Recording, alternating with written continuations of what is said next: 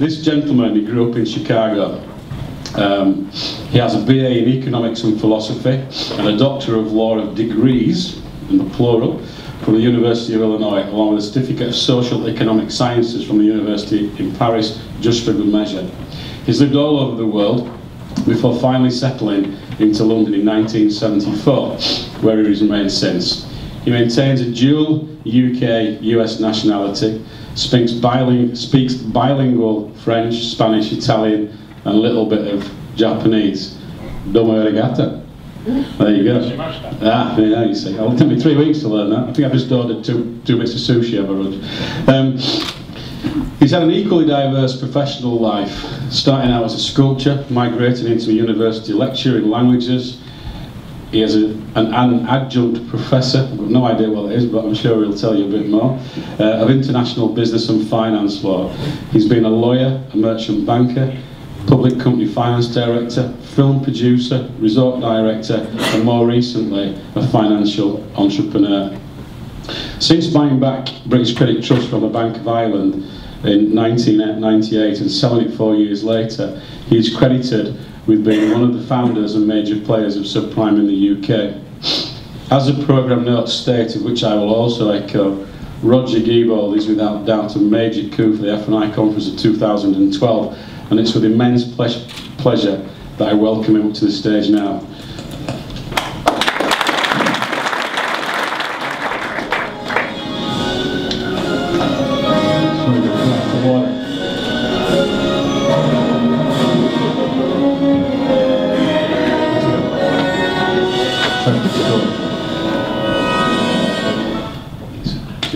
Good, I'll sit down. Thanks very much, Andy. I'm told that this doesn't work, so if it's not working, you're going to push the button. I'm sorry we couldn't have the conversation with your friends. I do have his permission to do this, but that was probably a ruse that we were going to talk to Alex. The lip sync was off. I don't think those guys are American. I think that's Putin and his friend Vinny, the Lithuanian enforcer. I mean, shotgun, soft pull, hard pull, these guys really do subprime. This is serious American subprime. No, but seriously, and also I want to observe that I've chaired, I've spoken at, I've sat and listened at I don't know how many finance, and especially motor finance conferences, and I was sitting there thinking never at one where we've talked about insolvency, bankruptcy, debt management, debt supervisors. My God, the world has really changed. Huh? What happened to F&I? I think it should be F&I and M for misery. It's a really different market, isn't it? But thank you very much, Andy and team, for inviting me, and I'm very deeply honored to be your keynote speaker. It's quite an honor. Can you hear me in the back? Yeah. I gave a speech last week. The guy in the front said, yeah, but I'm moving. I wasn't aware that Mr. Bishop, who was the keynote speaker last year, had passed away, and I don't mean to make light of the serious situation, but I was rather saddened by Daniel's comments about him, but then when you talked about the graveyard spot, I thought, ooh, this is not a spot to fill, but I'll tell you something, I'm going to be here next year. Okay? I mean, some of the subprime customers may not, but I will be here next year. I wish I had known more about Alan and the slot that I was filling because, well, when I speak, I like to be given some background. I like people to tell me a bit about the audience, you know, what their consistency is, and I like it broken down by sector, business, age, sex, although I can see that most of you are already broken down by age and sex, so with that I think we can move on. My guys prepared this PowerPoint for me, and it's really quite embarrassing because there's all sorts of stuff in there that's very personal, but they told me that given this late shift, most of you would be asleep or drunk or both, and I should be funny to keep you awake. So it's really quite embarrassing, but here we go. Right. So, just a brief introduction of what I'm going to cover. Can you see that? Yeah. So what I'm going to try to cover is who am I, then, no, that's a great way to put everybody to sleep. Who am I then and now, what I did next. By that I mean since my last company, Park, which was closed down in the credit crunch, all of my directors of my investment bank partner left by the Canary Wharf window. I was lowered on a small rope, which is a good thing. And what I decided to do whilst trying to identify and proceed with new market opportunities was to put something back. So I upped my participation that I've always had in television, terrestrial, BBC, etc., when I can get it, or web TV otherwise, and public speaking and presentations and the like. And I tried to go much deeper into the UK subprime population, find out what that's really all about, because I'm supposed to be a subprime expert. I'm supposed to be somebody who created that market here. And that led me to starting to advise people in the government and various think tanks that advise the government on what to do about the banking and the financial services world and the economy and blah, blah, blah. And I spent a lot of time doing that whilst building up a new business. And all I'm going to say about that today is I have a number of sites, virtual, that is internet sites, and a number of sites real around the country, and we're testing various products. I've always tried to go into a very special niche area, and that's what I'm doing at the moment. I'm also trying to make that an ethical company. We really want to try to rehabilitate customers. I mean, we really want to try to get customers. I do deep subprime. I mean, that's my favorite thing, okay? So we want to take deep subprime customers and try to get them back up to scale, and hopefully do a little bit of good in the economy, doing that with people who are suffering now probably the worst economic depression, you know, that they've ever known or ever will know in their lives. So I'll talk a little bit about the campaign for fair finance and the banks and UKFI. You probably know what that is. That's the company owned by the Treasury that owns Lloyd's and Royal Bank and owned Northern Rock, etc. Talk a little bit about payday and similar lenders, but I'll be careful because car business being what it is, so many of my friends have come here today and told me, oh yeah, we're also doing payday, so I have to be careful what I said. But it is wonderful to see so many friends and familiar faces, and in fact 2 or 3 major prime players and a couple of prime brokers like Simon Thomas actually came up to me this morning and touched me with barge poles. It was very gratifying. And then I'll try to end with some conclusions about where the market could go, what the opportunities are, and a real subprime rate for risk, which I'm sure people in this room, some people will say that they are absolutely doing it. I'm sure that's right, but we can use a lot more. And I'll then try to introduce the question of ethics. Oh my, well here comes the embarrassing stuff. That my guys, they wanted baby pictures, I couldn't find any, so my interest in blah blah, that's me. Why did they put that in there? Oh yeah, that was my mother who died earlier this year. It's not bad for 100, so I will be here next year. Good genes, yeah. I was always interested in sophisticated gatherings. That's high school prom. You're really interested in this, right? Why did you put this in here? But my looks were, I like this one. That's me with chairing the annual Asset Finance Conference with Ted Heath. That was a good one. My daughter now is the good-looking one. Yeah, okay, guys. I like this one.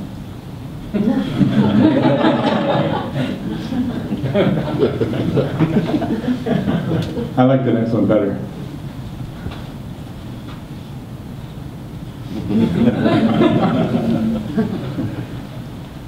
So, who am I? Blah, blah, you've heard all of this already.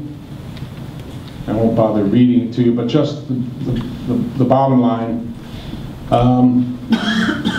I bought a clapped-out British credit trust from the Bank of Ireland in 1994, and we turned it around and grew it 15-fold, and I then sold control to a large investment bank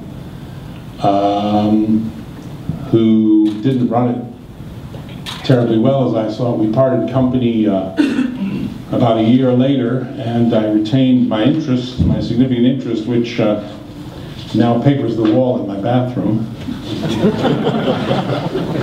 One of the biggest problems with subprime, of course, is that people say subprime is gone. It's not. There are and always have been a lot of smaller subprime players who have operated very well and very profitably for years. The problem is that few of them have been scalable. Few of them have grown.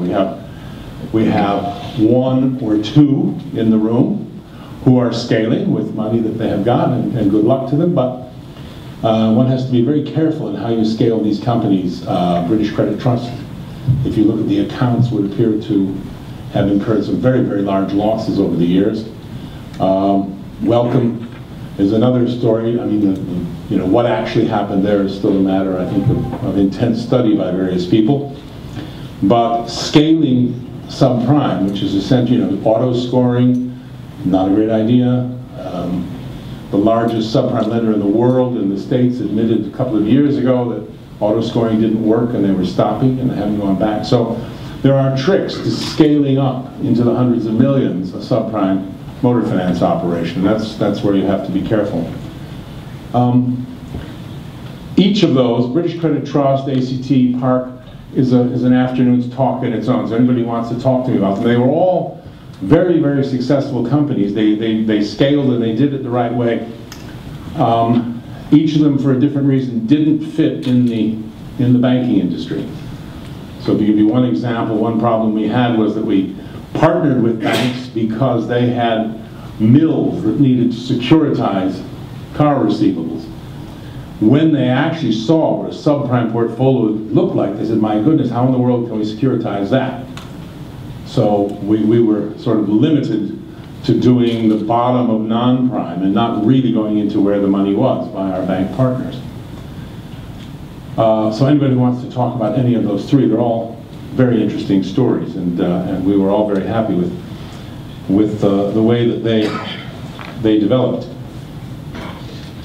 So these are the things, as I say, that I've been doing. The campaign for fair finance, trying to, what have I got? Oh, we went back to Fergie. Hi, Fergie. Sorry.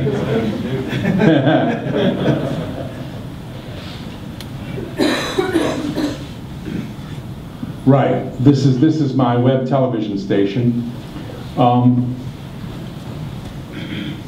One thing I want to tell you about the campaign is that, I'm not going to speak about Dr. Cable. I haven't met him.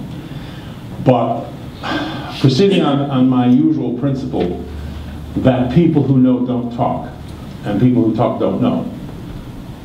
The people who are really going to decide our world in this country are not fools, okay? They really are not stupid. They are politicians and advisors to politicians who are very, very savvy. They're not the people that you see in the news.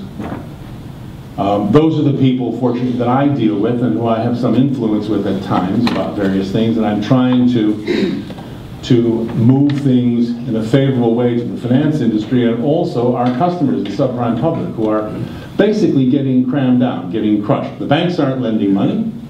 The banks aren't giving wholesale finance to the finance companies. People are being driven to, I'm covering some later slides, but it's all right. People are being driven to very high interest rate lenders, people who don't belong there. I have payday friends. How many payday people here have doctors and accountants and lawyers as clients now? Anybody? Well, certainly some of my payday friends are seeing people that really shouldn't be there, who are being charged astronomical rates. And one of the things the campaign is lobbying for is, look, nobody's attacking payday lenders. There's a role for them. You've always been here.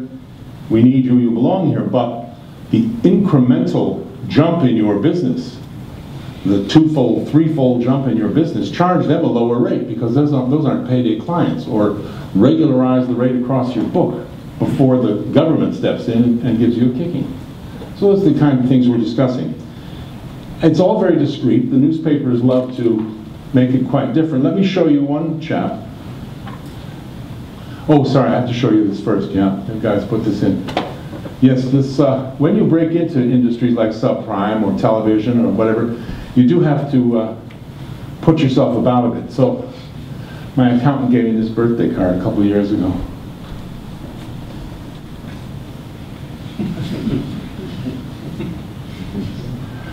True, I suppose. Anyway, Lord Hunt is the chairman, is one of these chaps, chairman of the Lending Standards Authority, Press Complaints Commission, etc., etc. All of these people who are really behind the scenes, who are making the decisions about the Financial Markets Act and the new Financial Services Act and the new FCO, all of these people really do know what they're doing. They're not the idiots that the newspapers like to portray, or the evening TV program portrays. And as I'll say in a while, the more of us who are talking to them, the better. Thank you very much and welcome. Thank you for joining us in front of the House of Lords today. You served as a cabinet member to Margaret Thatcher and John Major. How would those two PMs fare today in a coalition government? Well, of course, Margaret Thatcher was running a coalition. It was called the Wets and the Dries. It was quite an exciting time to be involved, and I was very proud to be there. John Major, of course, was in very different circumstances. And again, it was a bit of a coalition, because he had a bit of trouble with what he knew affectionately as the bastards, who he once described rather openly to the media, three of his cabinet colleagues. So it was a bit of a coalition too.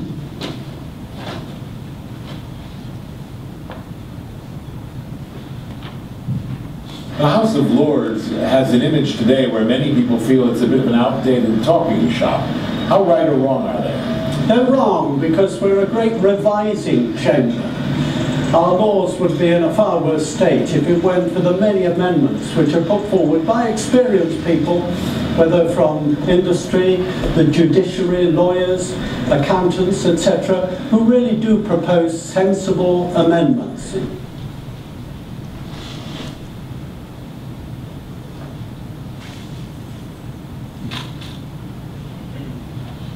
Now, Lord Hunt is also the chairman of the Financial Services Division of one of the largest law firms in the country, so he represents dozens and dozens of lenders. So the people who are working on this are very, very savvy, and you know, as I say, everybody that's talking to them who is a campaigner or a media personality is exactly that. They went to journalism school. They're not lenders. They're not financial people. So, as I say in the bottom, you know, join me. The more of us that are talking to them, the more we will get things like Section 99 and 100 VTs and halves and thirds and all the rest of this pushed away. The more we can do for the industry. And I mean that. You know, come and talk to me if you want to be involved in this. Another thing my campaign has done. Go back. This appeared, some of you may have seen this, along with a companion article in the Mail earlier this year. Now, this delightful young lady, who many of us will obviously think of on our way up to our rooms tonight, is a real person. She is a real model. She's a professional model up north. And the poor thing thought that she was purchasing a car that she could give back at 50%. And the Mail started writing articles about the fact that people, and I'm sorry to all the Barclays contingent, personal loan contingent who's here today, but they started writing articles that why would you go to a crooked car finance dealer in Arthur Daly when you can get a 6% APR loan at Barclays on your car, on a personal loan. So if we could have some of those outside after, you know, the coffee break, some of those 6%ers, I think we can form a queue. And I went over to see them and brought the campaign over to see them, and we all went and saw them. And I brought, as he mentioned earlier, I brought my friend Fred Crawley along to just have a little journalistic nous in case they were going to pull journalism rank on me. And explain to them that you can't walk off the street and have a 6% APR personal loan for a car at Barclays or Lloyd's just like that. And that they had actually damaged their street cred by using a lady, however gorgeous, who was upset that she couldn't throw the keys in the dealer's face at 50% and had set out doing that. In other words, she thought she bought HP, obviously, and she was sold a personal loan. Now, we've talked about PPI, we've talked about mortgages, but this is a new one. I was given an unsecured personal loan. I wish I'd had a secured one, then I could have VT'd it. And yet, as you can see, Ford had to turn around and say, okay, well, we're sorry, we'll do something for you. But I do think that we imposed, don't you, Fred, on the Daily Mail, the idea that they were making themselves look foolish by claiming that somebody who went out to voluntarily terminate a car wasn't accommodated, and what businessmen would want that. So we pushed it back. They actually haven't written another article since, and they've actually said they'll call me for the next article, and could Fred and I both confirm whatever they're going to write next time. So it's little incursions like this that help, you know, that the campaign uses to help push for things that are going to make the industry better. So anybody who would like to participate in that, please let me know. So that's what the campaign does. Now, in my dealings with the government, not just on the car finance sector, but on the whole finance sector, it really is amazing, despite the intelligent and talented people involved, how much everything is in a mess. Nobody really knows what to do. I mean, they don't in the States or Germany or anywhere else, do they? Things are still in a terrible mess. The Eurozone is getting worse. As I mentioned in here somewhere, somebody's going to say to me, yeah, but look, subprime's picking up in the States. But you all know that it's a completely different market than ours, right? And they don't have the Eurozone to contend with. So I'm not so sure that the banks are going to come rolling into subprime here the way they're sort of touching it in the States. There are huge write-offs still to come in the banks. We all know that in commercial property and in corporate lending. Some say there is an equal amount or greater of write-offs still to come as have been taken to date. It's therefore going to take what they call systemic deleveraging as the banks wind down their loan portfolios. It's going to take yonks for that to happen. I don't really see the banks coming back to anything other than the Santander, GMAC, you know, sort of prime market for quite some time on any great scale. Will banks ever recover and return to the good or bad old days? I don't think so. I think they'll emerge quite differently. It's a shame, because banks are not full of bad people. I mean, there's tens of thousands, hundreds of thousands of good people working in them. It's just the few masters of the universe who lead them astray that everybody tries to emulate. And if you overregulate them, you'll strangle them. What needs to happen is the ethos, the principles of management need to change. And I keep telling the government the way to do that is by putting in different sorts of people to work alongside. Don't throw the baby out with the bathwater. But particularly since we own the Treasury, the public owns this UKFI, United Kingdom Financial Institutions Company, which owns RBS and Lloyd's shares and all the rest. We could actually change world banking by putting some people with a different outlook, perhaps a more ethical outlook. Some of the leaders of the Occupy movement, you know, they're not bad. They're fairly smart people. Stick a couple of them in there. I know that sounds a bit crazy, but it could balance things a bit. Get banks to stop being casinos and help people. Back in the old days, when I first came to this country from Paris in '74, I had a bank manager in Cheapside in the city. I mean, the bank manager was God. Things ran very well.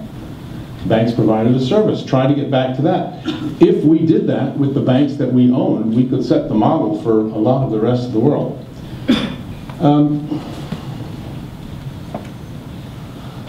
There's also a huge focus of all the regulators and the legislators on payday lenders. This really freaks them out because it sort of works like this. They realize the banks are not lending money to companies, including finance companies on any great scale. The finance companies are not lending money to consumers. The banks are not lending money to consumers. They're not even doing mortgages. Everybody's getting terribly scared now about interest only. Now they're even getting scared about, repayment mortgages. A huge fear is setting in. Everything is frozen. Everything is stultified. Two things have happened. The payday lenders and other high-rate lenders have, as I said earlier, moved into the market to take over consumer lending. And they're taking that over more and more and creating debt situations that are never going to be resolved.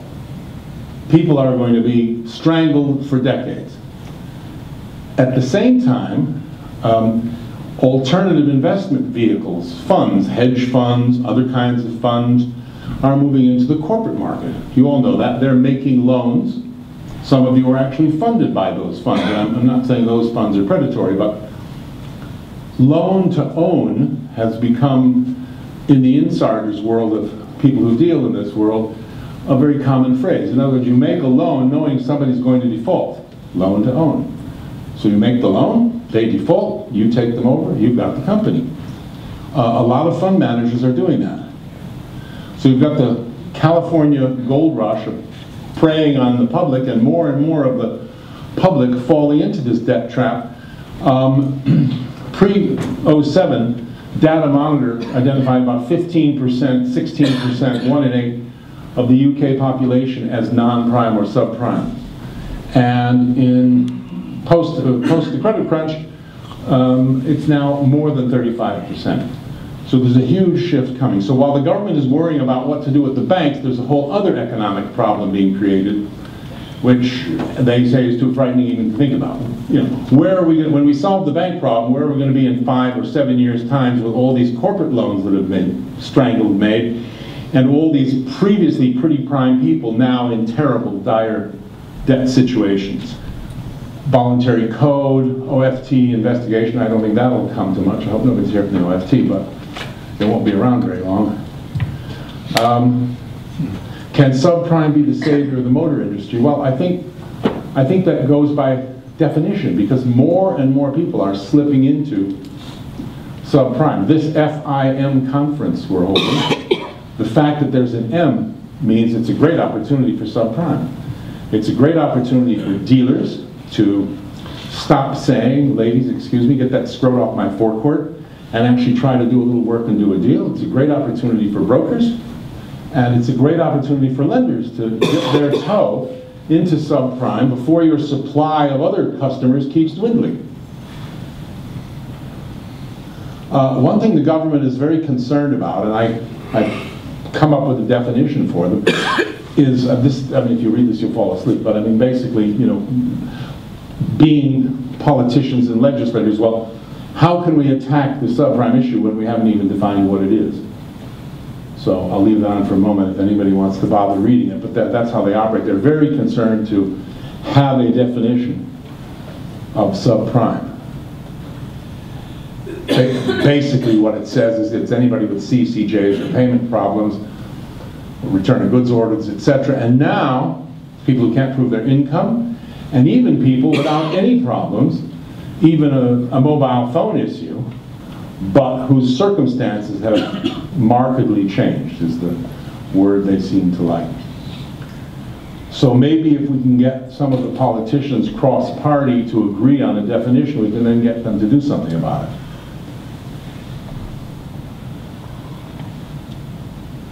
The problem that all of us, and in particular my campaign, face is how to do something about all this. And I list a number of the issues here that are a problem. The car finance industry and the finance industry and the consumer finance industry in general are identified with the banking crisis and the banking sector. So we are all tarred with the same brush as Bob Diamond. In other words, to the public, to the media, we're all finance, we're all money, right, Fred? We're all just the same sort of monetary pirates. On top of that, we've got the additional image of the car finance industry, where Arthur Daly's.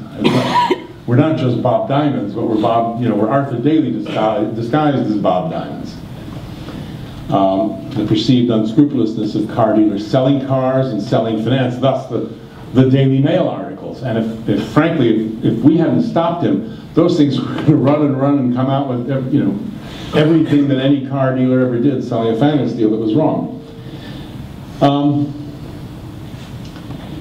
The coalition government and the opposition both have the same concerns about the finance industry and the car finance industry, which they don't understand and don't know very well. They are taking advice from the kind of experts that we're talking to, but it is very, very concerning. We've spoken about the rehabilitation, and as Fred Crawley has said, the car finance and especially subprime industry can actually fulfill the media and public expectations of social and ethical responsibility while still turning a good profit. That's a well-turned phrase. You should write for a living. It's good. It's good. But it's true. I mean, it actually can. It's one area. I don't know how you make payday lending do that, other than only lend to people who need payday lending. The problem with payday lending is not payday lending. It's the customer base they have right now. Okay? But car finance can actually be made into a very beneficial and profitable industry. Another obstacle is the government and the regulators' misunderstanding. I am completely amazed that even, you talk about Dr. Cable, I'm amazed that even today the people who have been tasked by the government office to deal with it still don't know that it was the clearing banks, sorry guys, selling PPI on unsecured loans that caused the problem, not us at point of sale. They actually think the people who sold the lovely model, or car, we, point of sale car finance dealers, caused the PPI problem. And I'm forever trying to dissuade them of that really, yeah, we've all had claims from the CMCs, but the number of people that actually missold who are in a point of sale car finance business is very small indeed. It was massive selling over the telephone by the clearing banks of their personal loan products. They don't understand. The thirds and halves, VTs, the CCD, treating customers fairly, all of these can also be impediments and are not understood by the government or the regulators. As Lord Hunt said, things were actually pretty simple and worked pretty well until the 800-page financial markets bill, financial services bill came out and proposed. Now things are a bit of a mess until they straighten that out. Investor misunderstanding. It's very hard to find investors for this. I've just been talking to a couple of the guys here who have investors. They don't really understand it. They see it as toxic from the media. They have expectations. I've already referred to securitization. They want to securitize subprime deals, which they then find out that they can't. They don't understand the risk profile or the term involved. So it's actually very hard to raise investment. And of course, all the funds that they see the subprime world, they see the kind of margins that you get. And they want to be in it. I had a guy fly me to New York, and he said, listen, I'm managing $35 billion, and we just put $6 billion into European financial services in the last 6 months, so being, who you guys are, here's a checkbook. By the end of lunch, I realized that he had 1 year money from investors.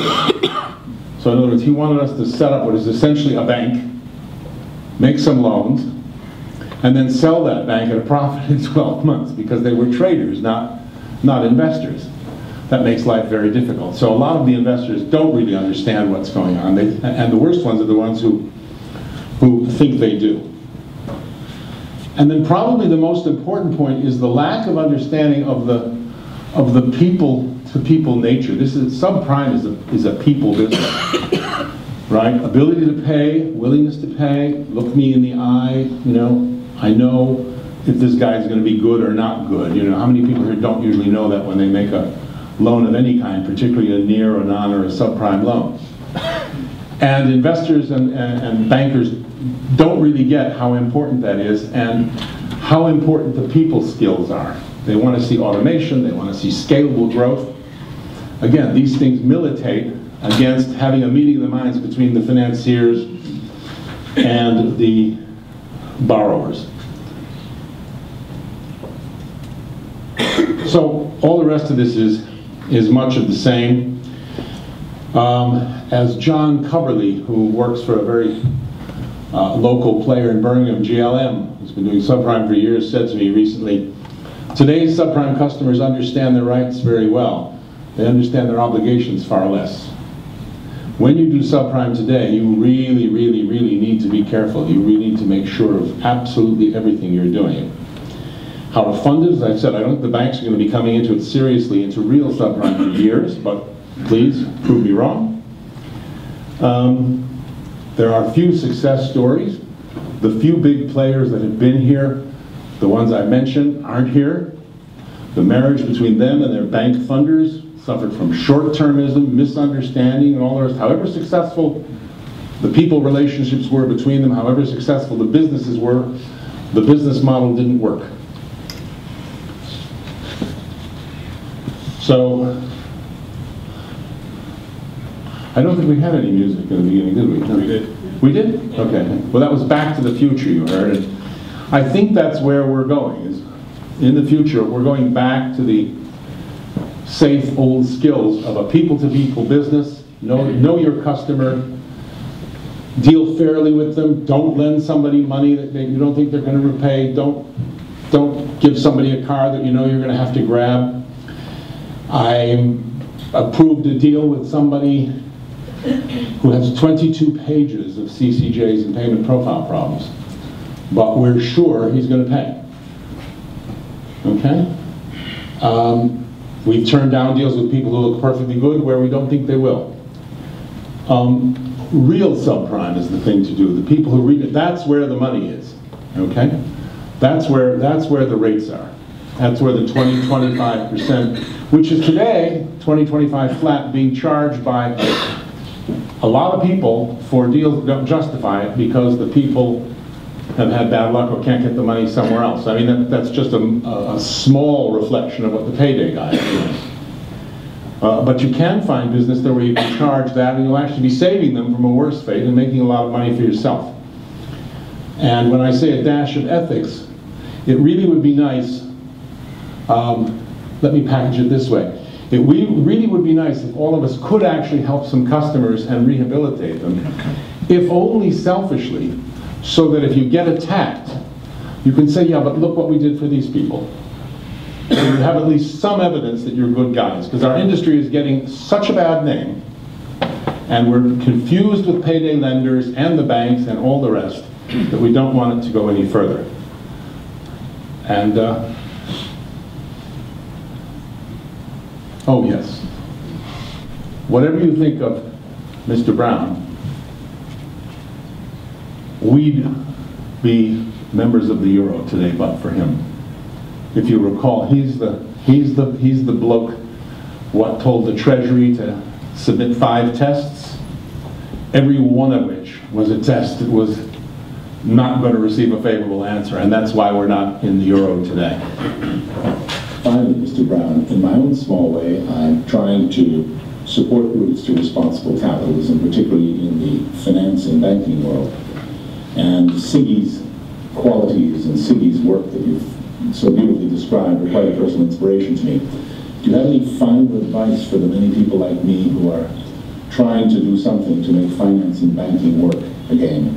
I think those people who are supporting the reform of the financial institutions and trying to reconnect good banking to moral virtues and building a better society and a better economy, have got to be given all the support that they need to push this case.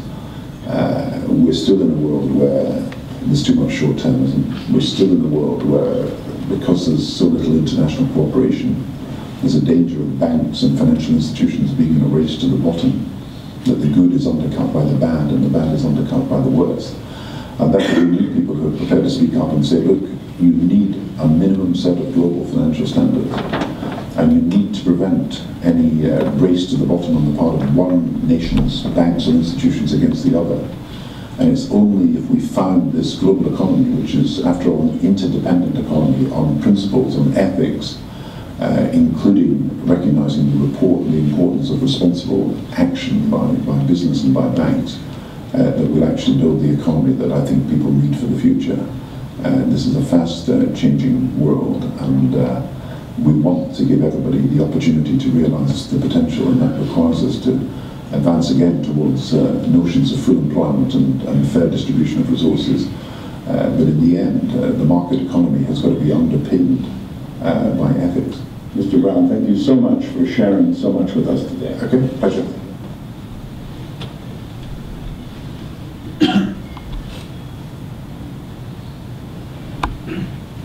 So that's it. Thank you all very much, and I'd love to tweet or email or hear from any of you and discuss any of these issues. And anybody who wants to jump on the bandwagon with us, please come join our campaign. Thank you.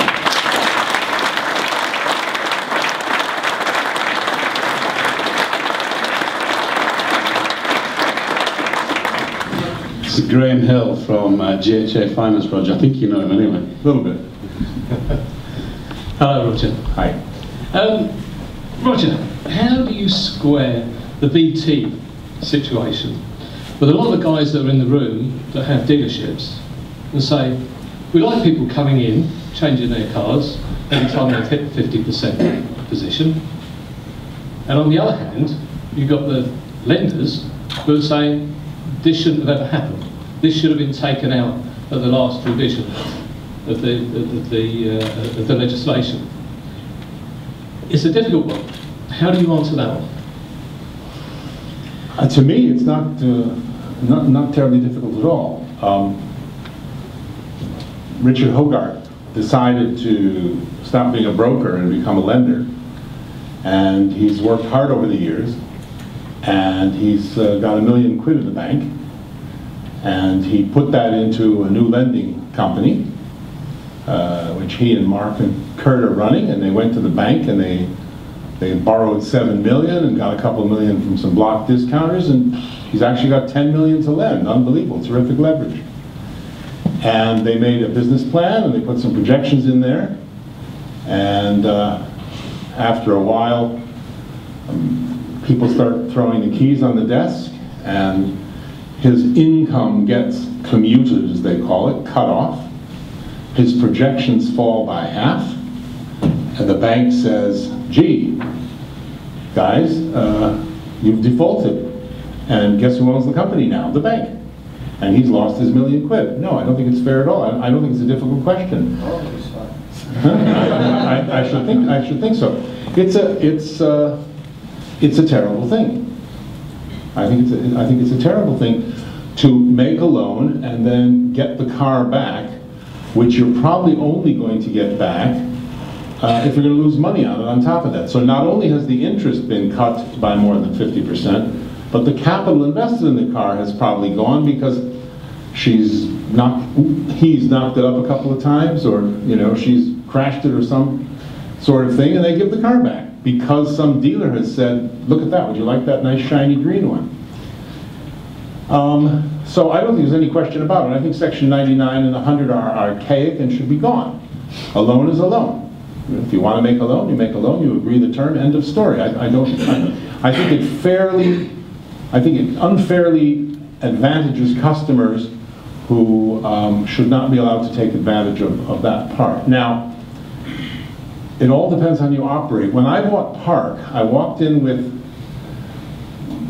my giant city accountants and lawyers and my big investment bank partners, and we spent a fortune of money on due diligence. And while all the little munchkins were writing on their clipboards, I was standing in reception, and I'm sure many of you will appreciate this.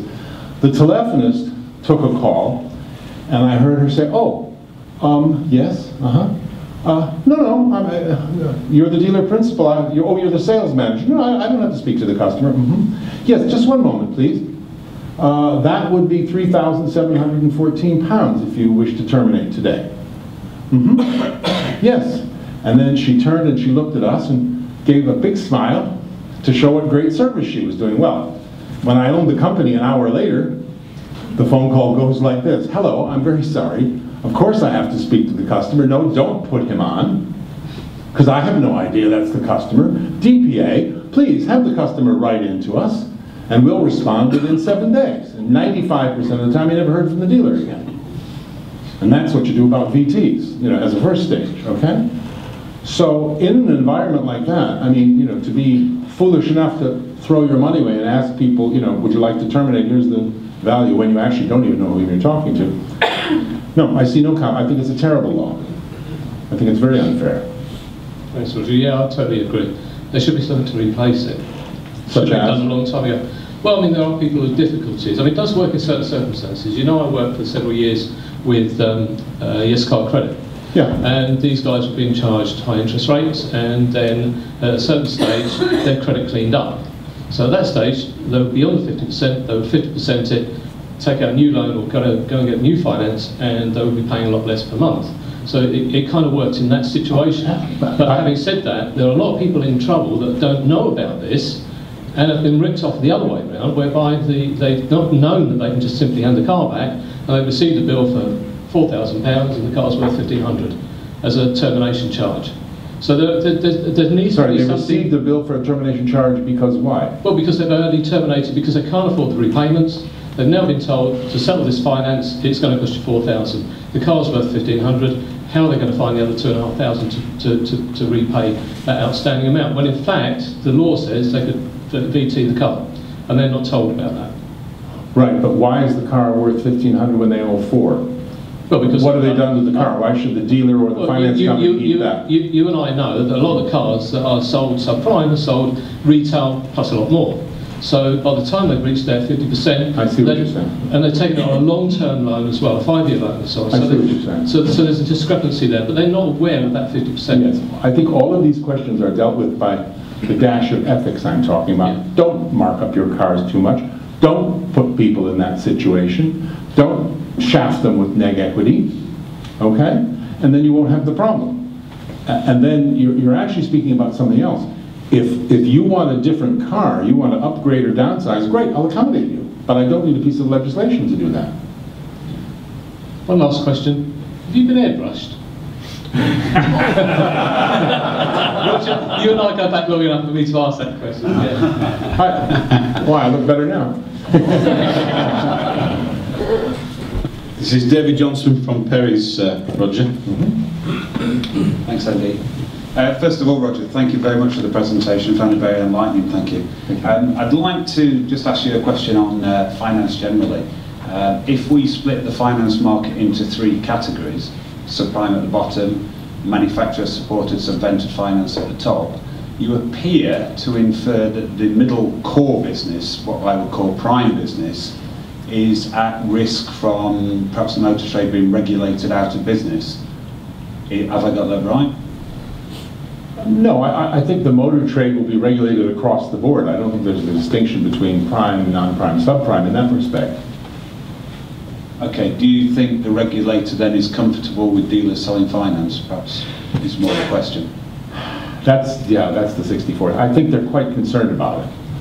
I think the media fuels and has created a concern with the regulators, both sides, the coalition, the opposition, about consumer finance in total and certainly car finance in particular. This is what we have to watch out for, or we will. I mean, just like the payday lenders need to cool it, you know, they need to do something rather than, I mean, they've actually created 4 different payday lender trade associations, so that every time they're asked to do something, they have to engage on a 5-year process of getting the assent of the 4 trade, when of course they're all in the same ruddy. They can have one associate, but all these tactics, you know, these people are not stupid in the government, they can see this. So the payday lenders really need to do something to get their act together, or we will have an interest rate ceiling. I mean, tell me who disagrees with me. I can't see why anyone should charge more than 1,000% APR for anything. Can anybody? Maybe even 500? Well, I think there are different reasons for why you're borrowing the money. I mean, if you are borrowing... Sorry, just 1 sec, Colin. Let's get you on that. Oliver, yeah. Oliver McInnes from Billing, Roger. Billing Finance. I think there are reasons. Everyone's borrowing money for different reasons, aren't they? If you're borrowing £100 just for a week or something, of course it's going to be a lot more expensive than if you taking finance on a car. Sure. So, you know, I think regulating. I don't think it's the right way to say you can't charge this interest rate. I think it's up to the, we don't want to introduce more regulation. I think we want to be going the other way. So I agree. I think there are different reasons why. There are different reasons, and what needs to be done is the demarcations in those reasons needs to be exposed. I was sitting in the Royal Gallery of the Lords with 3 noble lords who had been visited by a number of big payday players. And as I've written in an article for Fred, they said, you know, yes, but you know, Roger, I mean, these are short-term loans. The APR doesn't matter at all, does it? And I said, did you ask them what the rollover rate is? And he said, roll what? And they went back and said, give us, and they could see these people were borrowing for years. They had maxed out on 6 credit cards. Now they were maxed out on 4 payday loans. And then, all by themselves, with a little help from the campaign, they realized that the APR matters a lot on that. Not for somebody who needs 400 quid for 3 weeks or 3 months. Absolutely right. But what wasn't being portrayed was the distinction. So somebody who needs the short-term loan, by all means, charge 5,000%. Who cares? It's buns, right? Yeah. But if they still have the same 2,000 in loans from 5 different companies a year or 2 later, then that's a serious problem they're not going to get out of. Roger, can we just bring Fred up for the last sort of 10 minutes, Sure. just to open the floor up to a debate? We just use this last sort of few minutes now just to raise the real issues, you know, to bring them back to the surface again. So, okay. So has anybody got any questions about any of the things that have been raised today? I saw yourself put your hand up there, Pete. Yeah. Yeah, sure. Picked them up from Blue Funding, most by the way. Just speaking about the payday loan business, I mean, we have lots of debt management clients that come to us who've got, like you just mentioned before, 20, 22 payday loans. Probably we had to increase our application from 1 point to fit them on. That's probably because of the lack of funding in the market. Yeah. And also the fact that, I don't know whether anyone saw the documentary on the TV about this the other day, about payday loans with Provident, people like that. The credit checking and the ability to cross-check against all payday lenders, and we use a software that links in with 60 other payday loan lenders. So when you look at that on the TV and see that they've raised £1,500 but through just walking into a shop and saying, do you have your money paid in your bank? Yes. Do you have a bank account? Right, you're approved. That is something while they were getting some more on the BlackBerry. Correct, yeah. Now, to link it all together, I think regulation should link it together to see, just like Experian and Equifax do, and link the databases together for payday loan companies, which could help. And also, I think the lack of funding in the market is causing the problem for payday loans, because people would lose their house and would be amongst them. Absolutely. And lastly, if we compare a payday loan to an overdraft with a bank, I think if somebody does the calculations on a standard overdraft and the charges that are imposed on an overdraft, you probably find, we've actually done this exercise, it does go up to 1,500, 1,600% per year. So even the banks are doing a payday loan in disguise, and that's where, you know, on a payday loan of £100 with a £25 fee, that's 300% flat per year. Banks are charging £30, £40 for an overdraft renewal. So, you know, to go and kick or hit, certain payday companies need hit with a stick, I agree. But to hit the whole industry, I think, you haven't hit it, Roger, I'm saying that the government's hitting it, I think it's a bit untoward, you know. I agree, I don't know, Fred, what do you think about just to comment on the, I agree completely. I mean, I didn't get to that. Yes, the banks are jumping into the trough as well, absolutely. Why not? Under cloak, though. Yeah, but if they stop the payday people, then the banks would have to pull back. Yeah. Fred? No comment further to what's been said on that one. I was still getting up while the question was being asked, so I can't pretend to refer to the beginning. Yeah, I just actually had a text message from, I just picked up with the break from somebody who can't be here today, who says, you know, does the actual calculation method of the APR need reform? And let me actually tell you a little story about something that happened to me last year. I actually met the owner of Wonga, and he said to me, listen, Andy, said, if I take you down the pub for a drink now, and you go, oh crikey, you know, as many Yorkshiremen do, I've forgotten my wallet, could you lend me 20 quid to get a taxi? Yeah, sure, I'll lend you 20 quid, I know who you are, I think there's a fair chance I'm going to get it back. I don't have to credit check you because, you know, there's no affordability check for such a low amount required. And I give you 20 quid for your taxi. You then jump in your taxi, you get your train home, you're happy. The week after you go back in the pub and you say, oh, thanks for lending that 20 quid, there's 20 quid back and let me get you a beer. And say the beer's a £5. He tells me that the APR calculation on that is 39,000%. Now I would perceive that as good value. You know, I've got my taxi, I've not missed my train, I've got home You know, my tea's not cold when I get home. You know, although Lucy doesn't make my tea, but there you go. So that was a rather sexist remark, wasn't it? You know, but does the APR need reform? Does anybody actually know how the damn thing's calculated? You know, I've had people tell me, and I'm still mesmerised after it. What do you think, Fred? Well, I think for starting, this is something I know Graham Hill's got feelings on, actually, because we were corresponding on this a couple of weeks ago. I doubt you find anyone on your average high street who understands A, what APR actually stands for, and B, what it represents. And the best you probably get out of people is that it represents interest, which doesn't really cut it. You know, and as I mentioned sort of earlier, and as you mentioned just now, sort of comparing advertised APRs against, you know, what's actually offered by car finance providers is not really very helpful. I think there's a whole other issue there, looking into what can be advertised and what that has to represent in terms of the full range of APRs actually offered. I don't know what on earth you put in its place, but it seems to confuse a lot of people as it is. Okay. Well, anybody over this? Oh, sorry, Roger. I beg your pardon. I was just going to say, I mean, I'm sorry to end the conference on such a somber note. We've had great jokes from Tiny and others, but this is a seriously serious subject, and we're all sitting here, frankly, as an industry, not doing very much about it. And so I'd love more people to get involved, because the people who are going to decide our future really don't understand what's going on. So, you know, the more of us who can march on Whitehall and explain the facts of life to them and what we need and what they shouldn't do, the better for us, or we could find ourselves legislated, not out of existence, but into positions that are untenable, that we don't want to operate in.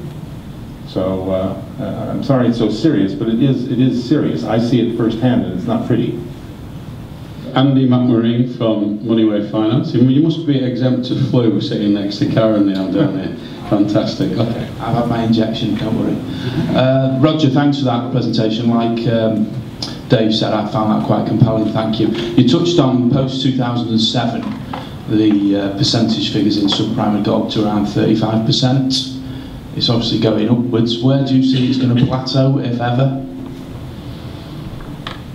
It depends on how, it's a great question, Andy. It depends on how much damage is done by the lending that's going on today. So how much damage will, how many people who we would regard as, why is this thing, how many, thank you, thanks very much. How many people that we would regard as prime or near prime, or whatever today, are now, you know, sort of subprime or worse, and how long will that persist? How many companies that should be getting finance from their banks that instead are getting it from funds or other entities that are taking out so much in profit share, or all sorts of other peaks and other ways that take profit out of a company, that their earnings stay flat and their values stay low. These are serious things that can wreck the economy and can last for a long time.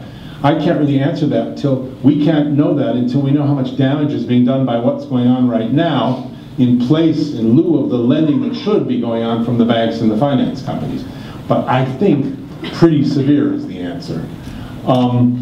The way I actually began to get the attention of these folks was by pointing out to them that 1 in 8, 16% or whatever it is an alarming figure from data monitored pre-crunch. But what made them all sit up is the fact that north of 35% is no longer a swing vote, as I put it to them. It's a major chunk of the British populace. And that's got them very worried. And they don't know what to do about it, because they can't even figure out what to do about the banking crisis yet. So it's pretty bleak. Therefore, I would love our industry, which I dearly love, to cover itself in a protective carapace, if you will, of noise and facts, and dazzle them all with science, so leave us the hell alone at least. Let them attack payday, let them attack mortgages, interest only with them, but leave car finance alone, because in my experience, and I've been in this game since I bought British Credit Trust in August of 1994, British people always pay for their motors. They need a car to get to work. They need a car to take the wife and kiddies out on Sunday, okay? So they're always paying. Look at the subprime and non-prime books that are running off today. They're all performing very, very well. They always pay, so leave us the hell alone. And the more of you want to join me in saying that, the more welcome you are. Anybody got any more questions, guys? Okay, Roger, thank you ever so much for coming today. Like I reiterate, you know, all these guys give the time up for free. They do it simply because they want to. Free? Oh yeah, we're not talking about that. But so please give Roger a huge round of applause.